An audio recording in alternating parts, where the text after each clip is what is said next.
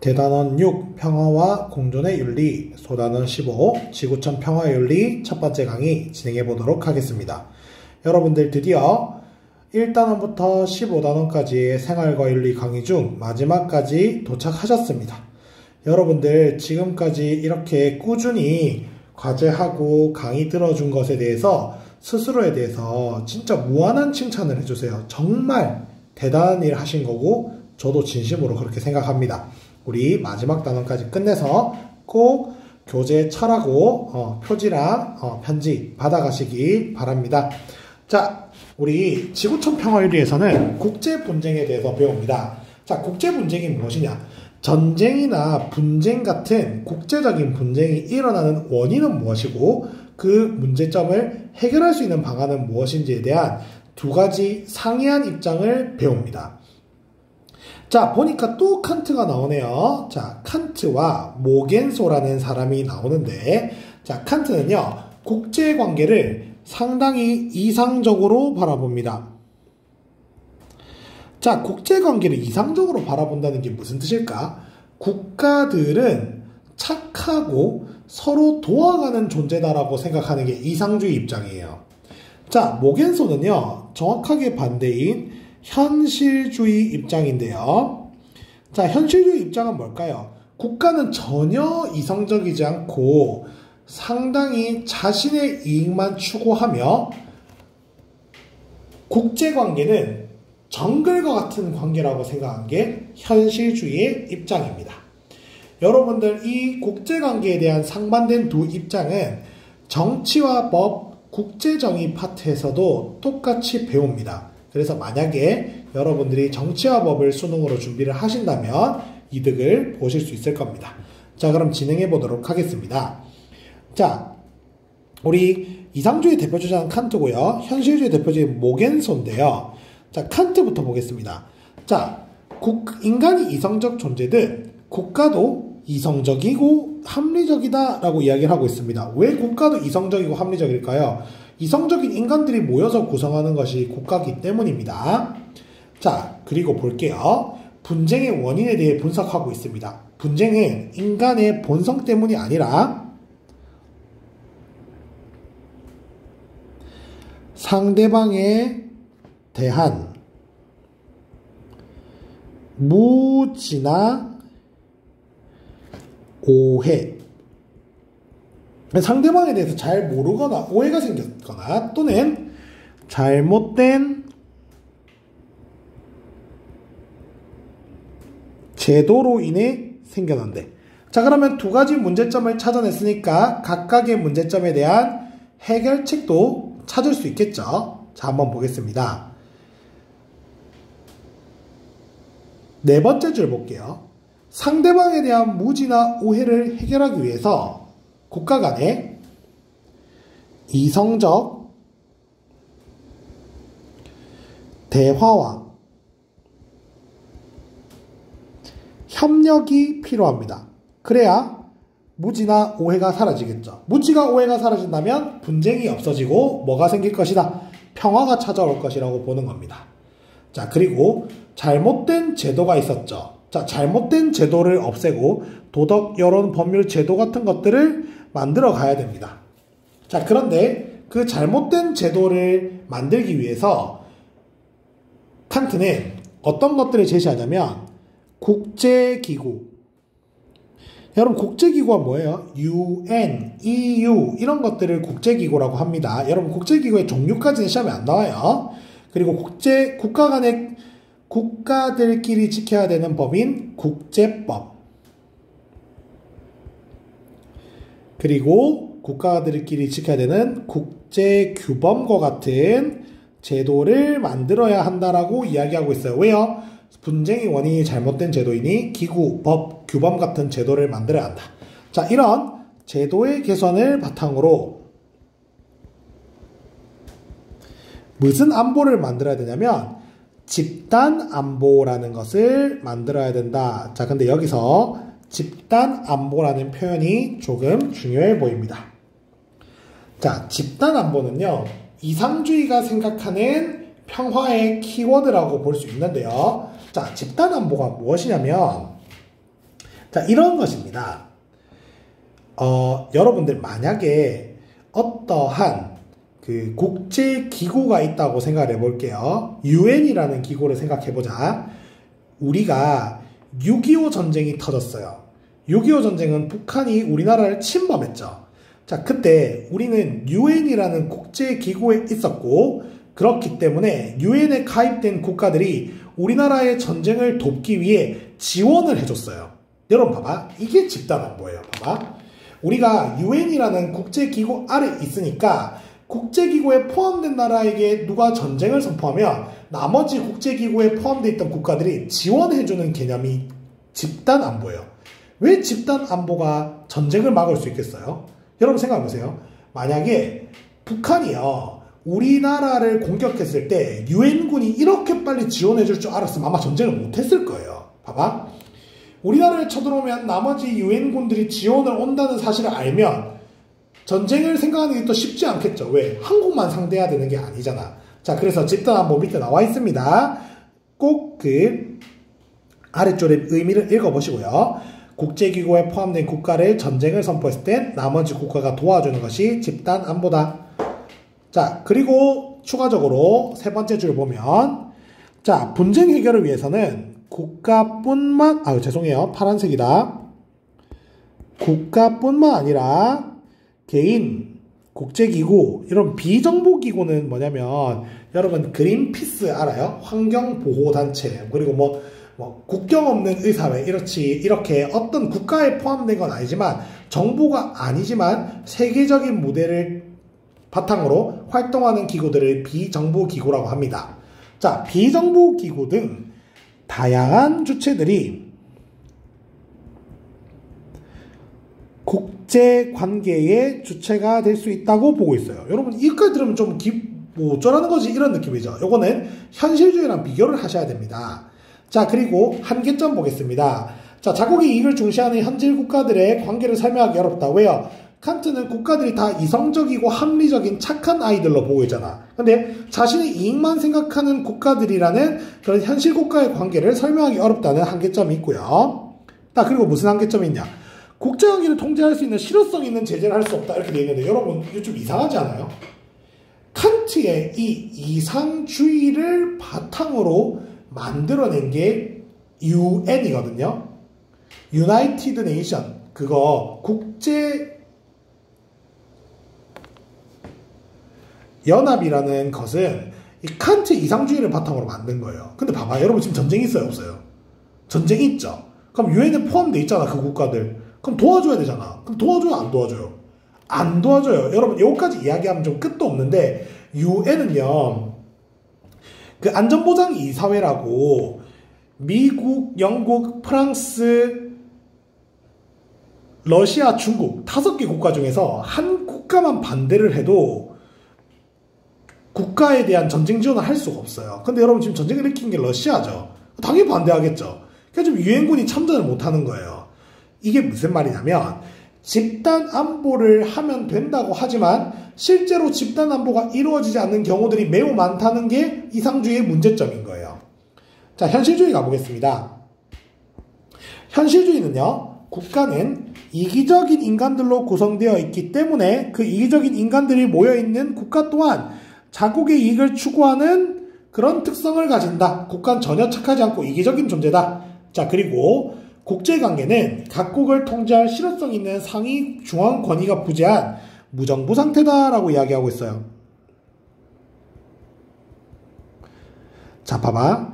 여러분들 국가 안에서 누가 잘못하면 혼내주는 국가가 있지만 국가끼리 뭔가 잘못을 했을 때 누가 혼내줘요?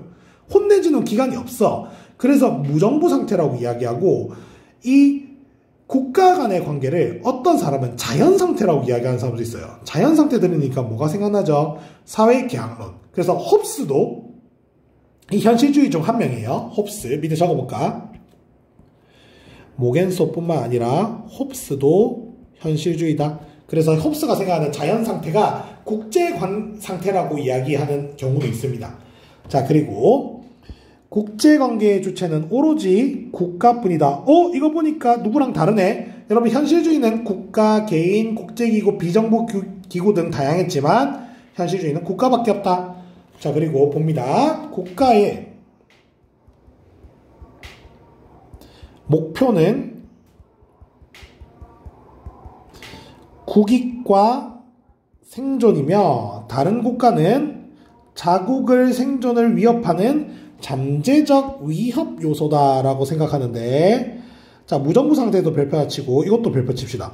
야, 자국은 뭐야? 언제든지 우리를 위협할 수 있는 잠재적 위협 요소다. 여러분, 근데 이게 완전히 틀린 말은 아니에요.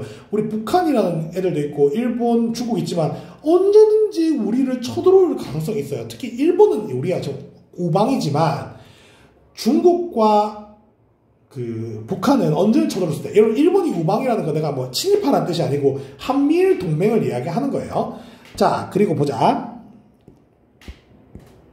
평화는 힘의 논리에 의한 세력 균형이 있어야 전쟁을 예방 억제할 수 있다. 여러분 여기서 키워드는 세력 균형이네. 자, 보자. 여러분, 세력 균형이 뭐냐면 봐봐. 현실주의는 국가는 다 이기적이고 이익을 원하는데 한 국가는 다른 국가를 언제든지 위협할 수 있는 잠재적 위협 요소야. 그래서 A 국가가 B 국가보다 만약에 힘이 약하다면 언제든지 B 국가는 쳐들어올 수 있다고 보는 게 현실주의예요. 그럼 전쟁이 안 나는 방법은 뭔데? 서로 비슷한 군비가 있어야 전쟁이 안 나는 거야. 여러분, 예전에 TV 토론을 한 적이 있었는데 문재인 대통령과 홍준표 그때 당시 대통령 후보가 토론을 하는데 그들의 토론을 보면 국제 분쟁에 대해서 어떤 입장을 가지고 있는지를 잘 이해할 수 있어요. 여러분, 우리에게 국제 분쟁의 대상은 북한이거든요. 그런데 통일과 관련된 토론 중에서 문재인 대통령이 뭐라고 했냐면 북한과의 대화와 협력을 늘려가서 평화를 이루어야 된다라고 이야기하고 있어요. 그럼 문재인 대통령은 무슨 입장이에요? 이상주의 입장인 거야. 자, 근데 홍준표 그때 당시 대선 후보는 뭐라고 이야기했냐면 만약에 북한이 핵을 만들었다면 우리도 핵을 서둘러 만들어야 된다고 이야기를 했어요. 자, 이거는 갑자기 뭔 뜬구름 잡는 소리야? 여러분, 이렇게 있잖아요. 홍준표 그때 대선 후보가 핵을 만들자고 했던 게 조롱거리였거든요. 근데 여러분들 그게 그냥 나온 게 아니에요. 홍준표 후보는 왜 핵을 만들자고 했을까? 북한이 만약 핵이 있다면, 사실 여러분 북한이 핵이 있다는 건 거의 기정사실이에요 지금. 근데 북한이 핵이 있다면 우리나라가 핵이 없으면 세력 균형이 안 이루어지죠. 그럼 언제든지 북한이 우리를 쳐들어올 수 있다고 생각한 거야. 자, 그럼 봐봐. 홍준표 후보는 현실주의자 입장에서 국제관계를 바라보고 있죠. 이런 걸 배우면 대선 토론을 볼 때 좀 더 깊이 있는 관전이 가능합니다. 여러분 이해되시죠? 자, 근데 한계점이 있어. 여러분 봐봐. 우리 매년 북한이랑 국방비 서로 교류해요. 북한이 얼마 국방비, 예를 들면 36조 2천 얼마 했다 그러면 우리가 정확하게 맞춰요? 아니죠. 북한이 군비를 늘리면 우리가 조금 그보다 더 늘릴 것이고 우리가 늘린 걸 보면서 북한이 더 늘리다 보면 어느 순간 군비 경쟁이 될 수 있어요. 자, 그리고 현실주의 입장이라면 전쟁을 비판할 수 없어요. 왜 전쟁이 났는데? 네가 약하니까 전쟁 났지. 이런 식으로 접근할 수 있다는 거야. 전쟁은 나쁜 거잖아.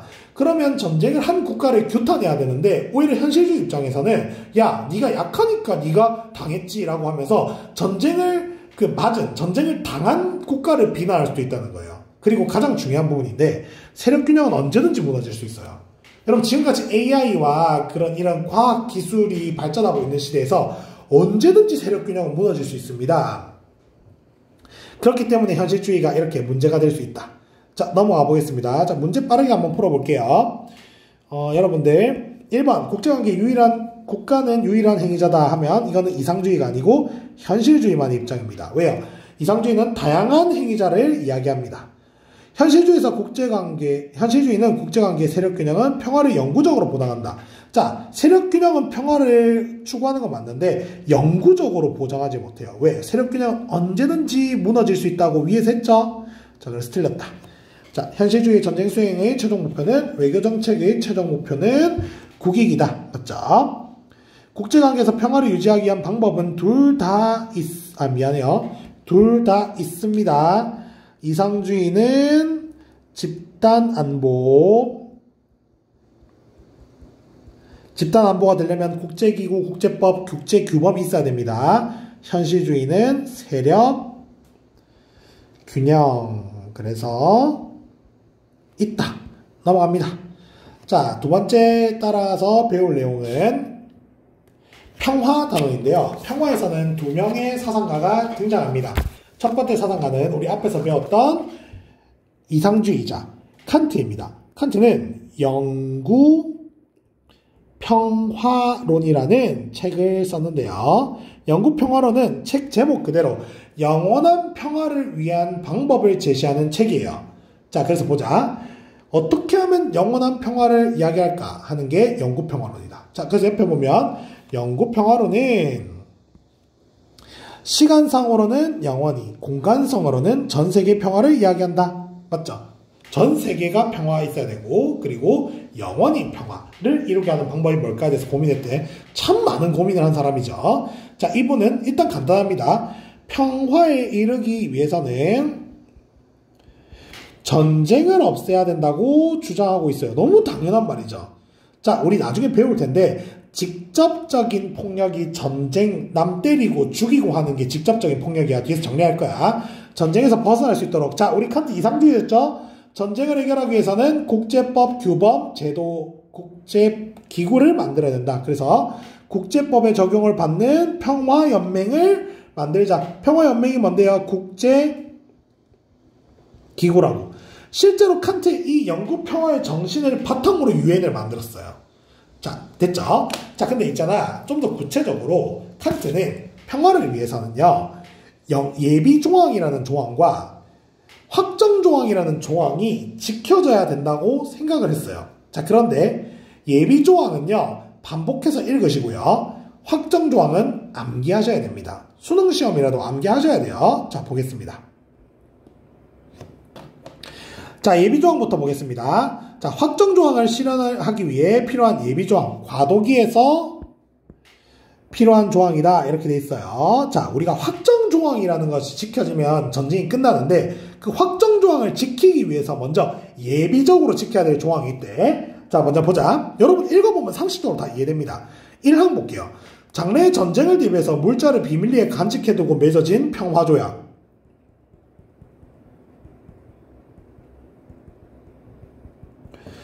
평화조약을 인정해서는 안 된다. 여러분 너무 상식적이죠. 전쟁 준비 다 해놓고 평화조약을 한대요. 그거는 평화조약을 인정하면 안 되죠. 이런 경우 있었을까요? 있었습니다. 여러분 세계 2차 대전을 할 때요. 여러분 독일이 있잖아요. 오른쪽에 소련이 있고 왼쪽에는 프랑스랑 영국이 있었거든요. 독일이 프랑스랑 영국을 좀 제끼고 싶은 거야. 그래서 소련이랑 동맹을 맺어요. 우리 쳐들어가지 말자. 그게 뭐냐면 독일과 소련에 서로 침범하지 말자. 독소 불가침 조약이란 걸 협약하거든요. 그리고 프랑스를 쓸어버려요. 그래서 프랑스를 먹은 다음에 독일이 약속을 깨고 바로 소련으로 쳐들어갑니다. 그래서 스탈린이 통수를 맞은 거죠. 자, 봐봐. 이렇듯 전쟁을 준비하기 위해서 평화조약을 맺는 건 평화조약이 아니다라고 하고 있습니다. 자, 그런데요. 여기서 중요한 게 있어. 평화조약이라는 것은 당사국의 전쟁만 종식시키는 거야. 그러니까 A국과 B국이 평화조약 맺으면 C국은 평화가 안 와. 그래서 평화조약을 맺은 나라끼리만 적대관계가 종식된다. 자, 그래서 영구 평화를 위해 필요하지만 충분하지 않다. 자, 별표. 왜 필요하지만 충분하지 않을까? 여러분 생각해봐. 영구 평화는 뭐예요? 시간상 영원히, 공간상 전 세계죠. 근데 두 국가만 맺은 평화조약이 영원한 평화를 줄 수 없겠죠? 자, 2항 갑니다. 어떠한 독립된 국가도 상속이 뭐예요? 물려주는 겁니다. 교환, 매수 사는 거야. 증여는 다른 사람 주는 거예요. 등 다른 국가의 소유가 될 수 없다. 왜요? 봐봐. 여러분 천천히 따라와. 칸트는 이성적인 인간은 수단으로 쓸 수 없죠. 자, 근데 봐봐. 인간들이 모이는 게 국가죠. 그럼 국가도 이성적인 존재야. 근데 봐. 국가가 상속, 교환, 매수 증여된다는 건 그냥 수단, 물건으로서의 가치를 지니는 거야. 그래서 봐. 국가도 도덕적 인격과 같이 주인인 권리, 주권을 가지고 있기 때문에 이런 것들이 될 수 없다. 여러분 우리 상속, 교환, 매수, 증여 이거 왜 하면 안 되는 거예요? 그래야 전쟁이 안 일어난다고 보는 거야. 봐봐. 여러분, 일본이 우리나라에 왜 쳐들어왔어요? 우리나라를 먹어버리려고 전쟁을 한 거잖아. 근데 봐봐. 칸트는 애초에 국가와 국가가 서로 먹을 수 없다면, 다른 국가를 소유할 수가 없다면 전쟁도 안 나겠지. 이렇게 이야기한 거야. 너무 이상적이죠. 말이 돼요? 여러분, 하여튼, 자, 3번 보겠습니다. 상비군은 점차가 중요하다. 한 번에가 아니고 점진적으로 폐지돼야 된대요. 여러분, 상비군이 뭐게? 항상 있는 군대가 상비군이거든. 대한민국 상비군 있게요, 없게요? 대한민국 국군이 상비군입니다. 있죠? 여러분, 이게 칸트가 말하는 게 얼마나 이상적인지 아세요? 봐봐. 칸트가 말하는 게 이게 뭐야? 전 세계가 군대를 다 없애면 전쟁이 안 날 거지롱 이렇게 말하는 거야. 말도 안 되는 소리, 여러분. 여러분들, 전 세계가 at the same time, 동시에 군대를 없애는 일이 일어나지 않습니다. 그러니까 너무 비현실적이죠. 그러니까 칸트도 조금 그랬는지 점진적으로 폐지하자 그랬어요. 자, 왜요? 상비군의 존재 자체가 공격적 전쟁이 유발이 되면서, 요인이 되면서 상비군의 고용은 당사자들을 당시 수단으로만 대우하기 때문에 안 된다라고 이야기하고 있습니다. 자, 근데요, 이런 찌질한 것까지 이제 나올 것 같아. 단, 과도기적 단계에서, 과도기적 단계가 뭘까? 아직 영구 평화가 이루어지지 않았을 때는 시민군을 허용한다. 그러니까 이게 뭐야? 침략받았을 때 방어전쟁까지는 내가 허용하겠다. 요 말을 하고 싶은 거예요. 자, 국가는 대외적인 분쟁과 관련하여 어떠한 국채도 발행하면 안 된다. 자, 국채는 빚이에요. 여러분, 전쟁할 때 돈이 많이 들기 때문에 빚을 내는데 나라가 내는 빚을 국채라고 합니다. 그 발행하면 안 된다. 자, 5. 그리고 어떠한 국가도 다른 국가와 제도, 통치에 대해 폭력적으로 개입해서 안 된다. 다른 국가의 제도와 통치에 대해 개입할 수 있다면 전쟁을 일으켜서 개입하고 싶어 하겠죠. 그러니까 개입하면 안 된다. 왜요? 그리고 밑에 읽어보면, 야, 걔네들이 내부 실현과 맞서는 그런 권리도 있는데, 자기들끼리 해결할 수 있는 권리도 있는데, 그런 것들을 침해하는 것이 돼. 자, 그리고 마지막. 다른 국가와 전쟁에서 평화에 대한 상호 신뢰를 불안가능하게 하는 어떤 행위도 하면 안 된다라는 이야기를 하고 있습니다. 여러분, 예비조항 6개는 꼼꼼하게 여러 번 반복해서 읽습니다. 자, 그리고 갑니다. 확정조항은 외워야 됩니다. 자, 확정조항 가볼게요. 확정조항은 무엇을 외워야 되는지도 알려드릴게요. 자, 먼저 보자. 정치와 도덕의 일치가 공법의 선언적 개념에 의해 가능하다. 와, 여러분 너무 골 때리기 어려운 말인데요. 한번 제가 천천히 설명해 볼게요. 여러분, 이건 이해가 안 되시면 일단 넘어가세요. 자, 칸트는 이렇게 생각한 거야. 야, 정치랑 도덕이랑 다를 거 없다. 여러분, 이거 누가 이렇게 얘기했죠? 공자예요, 공자. 뭐예요? 네가 왕이 덕을 잘 쌓으면, 수양을 하면, 사욕을 없애면 백성들도 그렇게 할 거야. 이게 정치야. 너가 덕을 쌓는 게, 너가 도덕적으로 하는 게 정치랑 똑같은 거야 라고 이미 공자가 이야기했죠. 자, 그거랑 똑같은 칸트도 뭐라는 거야? 정치는 도덕과 똑같다. 그럼 칸트는 어떻게 생각하는 거예요? 칸트가 말하는 이 개념은 뭐예요?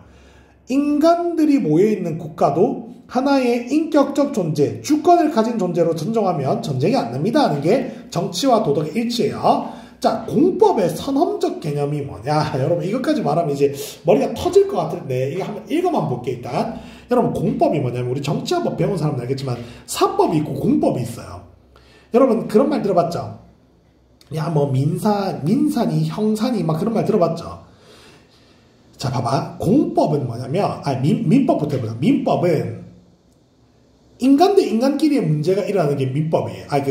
진짜 미안, 죄송해요. 사법은 사람들끼리 일어나는 문제가 사법이야. 그러니까 봐봐, 내가 널 때렸어, 안 돼. 내가 여러분을 때리자. 우리들이 소송을 했어. 이거는 사법이야. 개인들끼리의 법인데, 공법은 뭐냐면 국가기관들끼리나 또는 개인과 국가기관들끼리에 관련된 법이에요. 예를 들면 금명여자고등학교가 나한테 불합리한 것을 요구해서 나에게 뭐 잘못된 걸 계속 강요했어. 그럼 나랑 금명여자고등학교랑 기관이랑 싸우는 거죠. 그거랑 관련된 법은 공법이라고 그래. 공법. 자, 근데 칸트가 말한 여기 공법은 국가 간의 법을 말하는 거야. 자, 근데 그것은 선험적 개념에 의해서 가능하다고 하는데, 선험의 반대말이 뭐냐면 경험이에요. 자, 여러분, 우리 윤사하면 이게 더 이제 잘 파악할 수 있다. 윤사 깊게 할 거니까. 선험은 경험해보지 않아도 되는 거거든. 여러분, 그래서 칸트에서 선험이 도덕이에요. 자, 봐봐. 그러니까 여러분, 우리 도덕법칙 사람을 죽이지 마라 이런 거 있잖아. 여러분, 그거 생각해보면 아는 거예요? 사람을 죽여봐야 아는 거예요? 사람을 죽인다는 경험을 해야 아는 게 아니고, 생각해보면 경험에 앞서 선엄은 경험해보지 않아도야 경험에 앞서 경험해보지 않아도 알잖아. 그러니까 봐봐. 공법의 선엄적 개념이란 것도 결국 앞에 말과 똑같은 거야. 공법은 국가들끼리의 법이니까 정치고 선엄은 도덕이다. 그래서 여러분 한번 그냥 이야기한 거야. 이거 몰라도 돼. 내년을 대비해서 이야기한 거예요. 자, 그리고 밑에 보자. 영구평화론의 확정조항은 실천적 법칙에서 도덕법칙. 이 사람은 영구평화론도 도덕법칙이라 생각했다. 자, 확정조항은 정언명령의 형식을 충족한다. 그럼 확정조항도 그냥 해라. 겠죠. 뭐뭐 한다면 뭐뭐 해라가 아니고. 자, 왜 그렇게 써요? 확정조항도 도덕법칙이라며. 칸트는 도덕법칙은 정언명령을 띈다고 했죠. 확정조항 실현을 위해서 영원한 평화를 할 수 있다. 여러분 제가 여기 이야기했던 확정조항의 특징 있죠. 이거는 고3 수준이니까 여러분들 일단 가볍게 들으시고 이해 못해도 너무 스트레스 받지 마세요. 자, 근데 중요한 건 지금은 외워야 돼. 야, 1항, 2항, 3항의 이 핵심 내용은 알아야 된다. 자, 보자.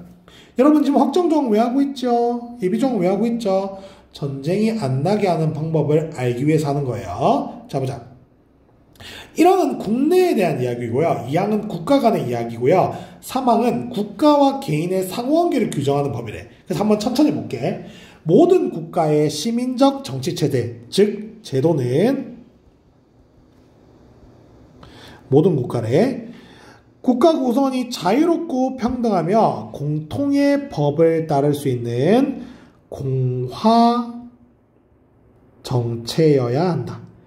여러분 공화정체가 뭔지에 대해서 우리 윤리와 사상 시간에 배울 텐데 공화정체가 뭔지 설명하려면 너무 오래 걸리니까 그럼 공화정체 우리 그냥 간단하게 생각할게. 여러분 공화는 뭐냐면 공공의 선이 공공선이 공화야. 공공의 선이 법에 반영되고 그 법을 지키는 정체가 공화정체야.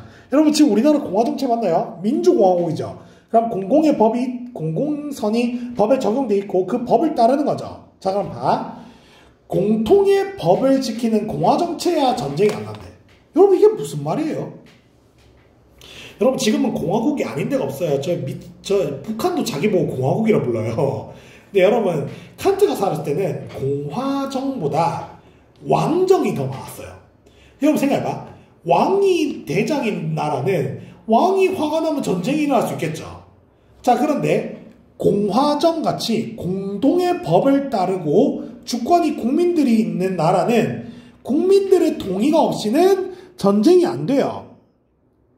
그래서 왕정에 비해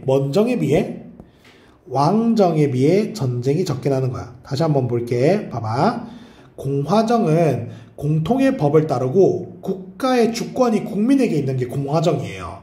자, 그런데 이렇게 여기 공화정에서 전쟁을 하려면 국민들한테 물어봐요. 여러분, 우리나라는 헌법에 전쟁이 안 되는 거 알아요? 우리나라는 방어전쟁만 가능하거든요. 대통령이 지 마음대로 전쟁 선포를 못해요.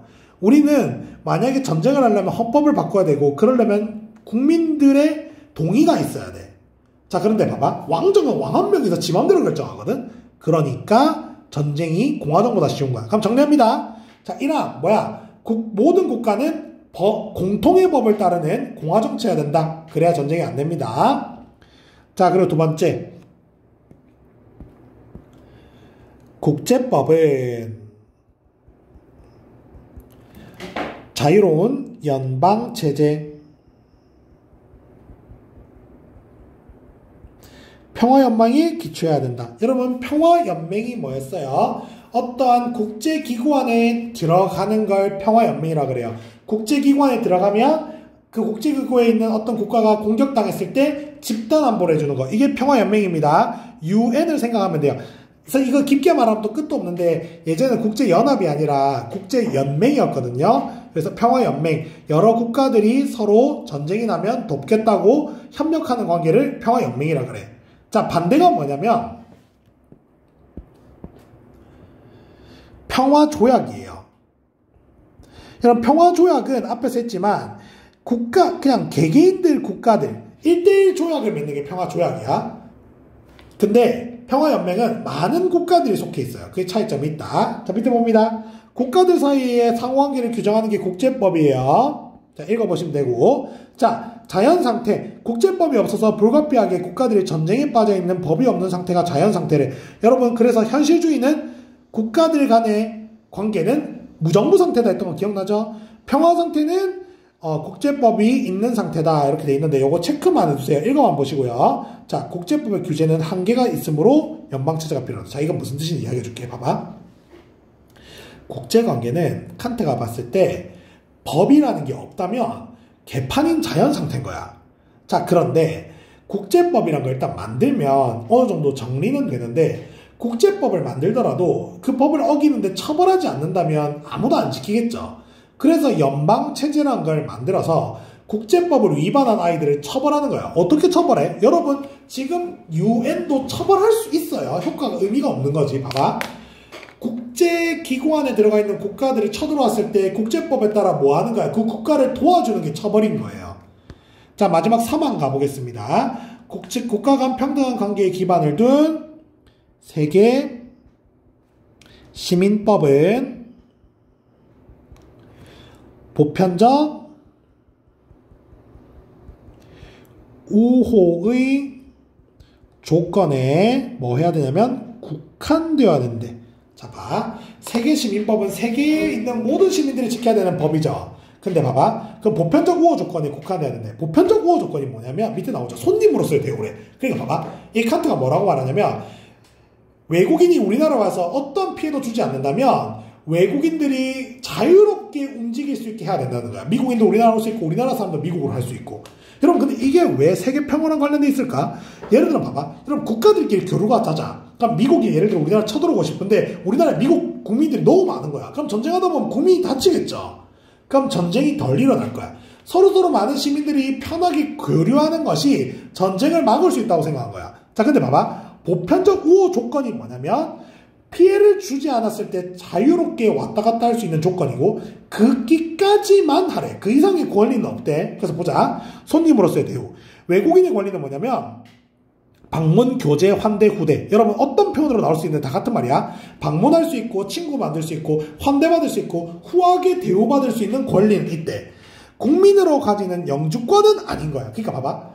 걔가 우리나라에 환대받고 놀러 다니고 교제할 수 있고 방문할 수 있는 권리는 있지만 그렇다고 해서 그 외국인이 우리나라 영주권을 가지고 국민이 되는 건 아니야. 그래서 밑에 보면 영주권이나 권리를 보장하는 건 아니다. 그래서 외국인으로서의 권리가 있다. 자, 여러분 저것도 좀 어려운데 여러분 제가 그냥 다 해보려고 하는 거예요. 외국인으로서의 권리는 무슨 뜻이냐면 다른 나라에 피해를 안 주면 왔다 갔다 할 수 있는 그런 자유는 외국인으로서 가지는 권리긴 한데 이게 무슨 뜻이야? 박의 정신은 뭐냐면 널리 사랑하는 정신이거든. 그러니까 이런 거야. 너네들이 권리는 없는데 그냥 우리가 너희 사랑하니까 해주는 거다. 이게 박의 정신이라고. 근데 그게 아니고, 그러니까 걔들이 권리가 있어. 뭐 방문받을 수 있는, 교제할 수 있고 환대받고 후대하게 대우받는 권리는 있는데 영주권만 없는 거야. 영주권이 뭐야? 영원히 거주하는 권리가 영주권이야. 영주권은 없다. 근데 권리가 없어서 걔들을 박에 널리 사랑하는 마음으로 해주는 건 아니다. 여러분 여러 번 반복해보세요. 지금은 너무 어려우니까 1항, 2항, 3항에 있는 제가 필기한 부분을 중심으로 공부하고 지금 내가 세세하게 설명하는 부분들은 고3 때를 대비해서 하는 겁니다. 자, 역할이 있어요. 1번 국내법과 2번 국제법을 보충한다. 그래서 3항이 있는 거죠. 자, 공적인 인간의 권리와 영원한 평화 유지를 위해 필수 불가결하다. 자, 인간의 권리가 뭐예요? 얘가 봤을 때 공공의 권리가 뭐야? 뭐 자유롭게 다른 나라에 갈 수 있는 권리죠. 그리고 영원한 평화 유지를 위해서 사망도 필요하다. 자, 그리고 평화연맹과 국제가 비교인데요. 여러분 평화연맹은요 주권이 있는 게 아니야. 엄청 많이 나온다. 여러분 주권은 한 개의 국가만 가질 수 있는 거야. 여러분 유엔은 주권이 없어요. 봐봐, 주권은 주인인 권리야. 그 나라의 주인인 권리라는 건 그 나라에만 있는 거예요. 그리고 해체, 가능, 가입국의 자유를 지속 보호, 사원 간의 정쟁을 영구 포기. 봐봐, 평화연맹이 왜 가입국을 보호해요? 한 국가가 평화연맹 안에 있는 국가를 쳐들어오면 나머지 국가가 집단안보한다 했죠. 자, 그리고 참고도 읽어보세요. 평화조약은 조약이 되는 대상만에 종식시킨다. 여러분 요거 너무 중요하니까 제가 다 표시할게요. 설명했고.